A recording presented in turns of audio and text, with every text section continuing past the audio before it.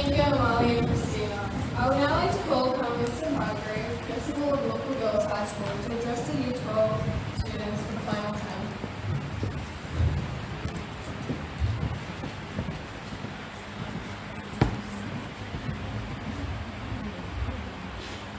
Good morning, ladies, and there's a few gentlemen here. To our parents and friends who are joining our feed on social media, our staff, and of course U12 students who are celebrating the end of high school today in their special celebration assembly. I too pay my respect to Aboriginal elders both past and present, and any Aboriginal people joining us today. I also acknowledge that we are meeting on Aboriginal land in our special place of learning, the Auntie May Robertson Hall. There is no denying that this year has been a challenging year. It has been both a difficult but also an enlightening year for many of us as we forge ahead through uncharted times and discovering what the new normal will look like and be. It has been a period of change and sacrifice, understanding and being determined, and most of all being resilient, bouncing back in the face of adversity. I understand for our Year 12 students, it's been a year like no one had ever planned or imagined.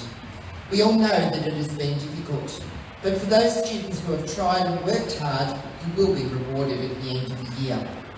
It is not time to give up now, run away, but to take things in your stride and do the best that you can and face the realities of the world that we live in today. Your graduation for me was to be a special occasion too, as it would have been my last official function as principal of the school. However, because of the change in our life circumstances, I won't be retiring until sometime next year. Although somewhat different, we are pausing today to celebrate your 13 years of schooling in a different way, with our assembly being live streamed to your families, so they are still part of this milestone in your lives. And at the same time, we conform with the legal requirements of COVID-safe approach. I will remind you that at the conclusion of today, that social distancing outside of the school is a must. You will not be able to congregate in big groups outside of the school as you'll be breaking the law and not being COVID safe. We must keep this in our minds at all times. As an English teacher, I strongly believe in the power of story, which can guide our lives and provide models for us about life and about living. As a child, I loved to read stories of other worlds and how people lived and interacted in them. My grandmother used to tell us stories of her life as a young girl during the Great Depression and what life was like during the Second World War. I was always fascinated by this and learned so much about my own background and my family, and it helped me appreciate what I have today and the wonderful world that we live in. It has made me appreciate what I have and what I've been able to become in this great country of ours. Please make sure that every day in your lives is special, and make sure that you take every day that you value. The time goes by very, very quickly, and it is gone in an instant. I cannot believe that it is 11 years since I came to this school. It only seems like a few weeks ago. The time goes very quickly, especially as you get older. Don't regret that you do not get to take every opportunity that has been put forward for you in life. Through story, we can go to other places and times in our own imagination and learn about other people and what life is like. Each year for graduation, I've used some of my favourite stories to recount to our graduates some life lessons. Today I would like to talk about one of my favourite books, written by the Australian author Catherine Susanna Pritchard, that was first published in 1929. It's a favourite because of the thinking and the awareness that the themes have impacted on my way of thinking and living. It has had tremendous impact on my thoughts as a young man and through now to my senior years of life.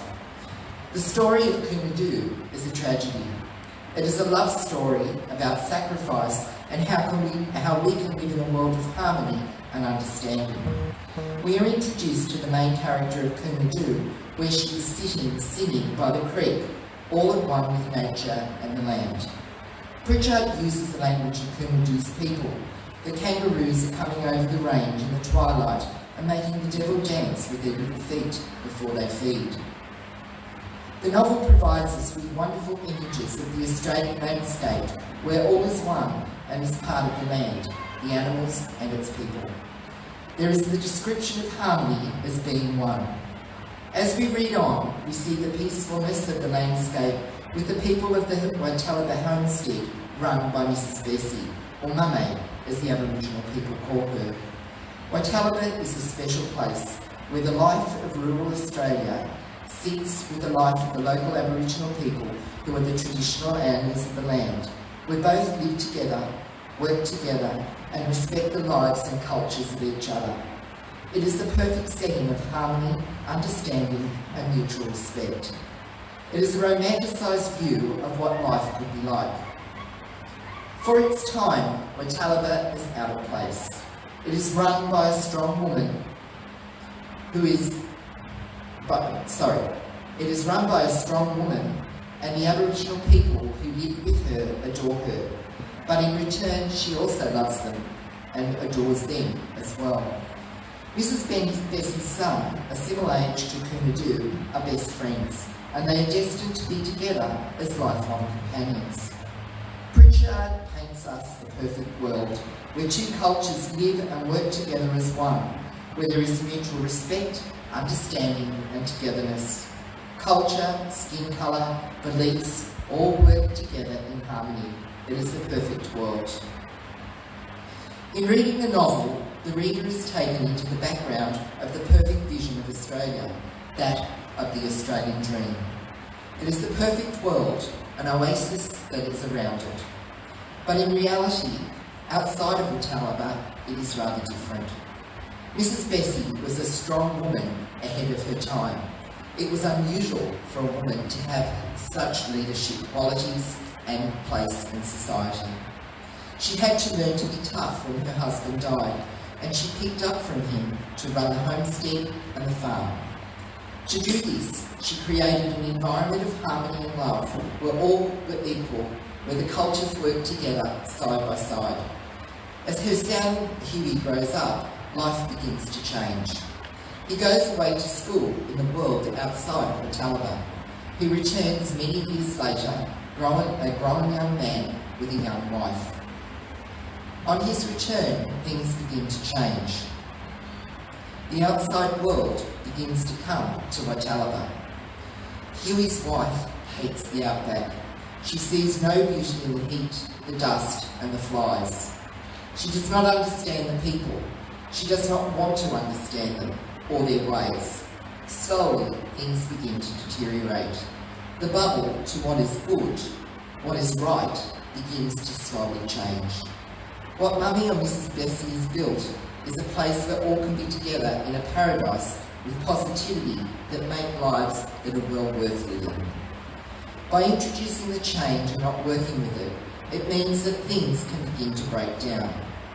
Huey's wife, through her hate of everything that Waitalaba stands for, her inability to accept difference and work with the positive aspects of the new life, it becomes a catalyst for downfall and tragedy. It was letting the negativity take over from the positive energies of Waitalaba. The outside world comes to Waitalaba and begins to very quickly break it down. It is a sad ending to the story as we see the decay of a beautiful place where everyone was happy and was in harmony with the land, and the people held it together with mutual respect, trust, understanding and togetherness. What is inside Waitalaba is perfect and it works well. But when the outside complexities of prejudice and ill-informed belief perforate the perfection, things break down. My message to you today is that you are today's tomorrow. Inside you is an opportunity for perfection. It begins what is inside your heart and what is inside your brain. You have the opportunity to think and live beyond the surface and live in the heart of things. It begins with you and the choices that you make. If you let the bad of the outside perforate and take over, then the bad will win. If you work with understanding, work with and accept change, respect each other, respect place and respect country, there is a new hope that we can live together in a land like Waitalaba and continue to grow and go on living as one with nature and one with each other. Having a positive attitude of love and acceptance will be what gives us hope for a better world. Look deep and not on the surface. Be strong, be yourself, and come out in front against all odds. It begins with you and the attitude that you choose to have. In your lives, take every opportunity. Understand that there will be good times and bad times, but it is vital to take all of this in your stride to be resilient so you can be the best person that you can be. Unlike the characters in Kunadu, who are influenced by the bad taking over the good, the perfect world disappears. What we need to do is to accept change, that life has many changes in it, and it's one constant that is the reality. By accepting the realities of the world, work with it to accept it, and you will make it a better world. Life does not and cannot stay the same forever, but you have the power to make your life and those around you good lives. Catherine Susanna Pritchard gives us hope that through the choices that we make with love and understanding, we can overcome any obstacle, making the most of our lives and what is before us by accepting the positive and making the most of everything that we have. The novel gives us hope that this can work, but it depends on our choices and having hope that the world can be a better place. Such an important lesson for us all as we deal with what is before us at present in today's modern world. Please make the most of everything ahead of you in your lives. It depends on the road that you choose and that you take, the attitude and the choices that you make. It begins solely with you. I wish you well as you embark on the next chapters of your lives for many years ahead. Make the most of every day that you have. Study hard over the next few weeks, and you should do your best at all times so you succeed. Before I finish, there are so many people who have made today possible to bring you the best graduation type assembly that we can give you under the current circumstances. The wonderful staff who've worked tirelessly to ensure that we can celebrate the best way that we can, given our new world and new possibilities, so life can still go on positively. Mrs. Babistock, our business manager, has ensured that everything has been going to plan behind the scenes. She's been here during the early hours of the morning for many weeks and also throughout the holidays. Thank you too to the many staff and the students who've helped in every single way to provide for the great celebration for your schooling today. A group of students last week worked with Miss Young to set up our stage and set up the hall to make it as realistic as possible to our usual event. Thank you to everyone for your efforts to still bring our special day into everybody's lives to make sure that you have memories and acknowledge a life's milestone. All the best for your HSC and also all the very best for your exciting lives that are ahead of you. Thank you. Thank you, Mr. Hargrave.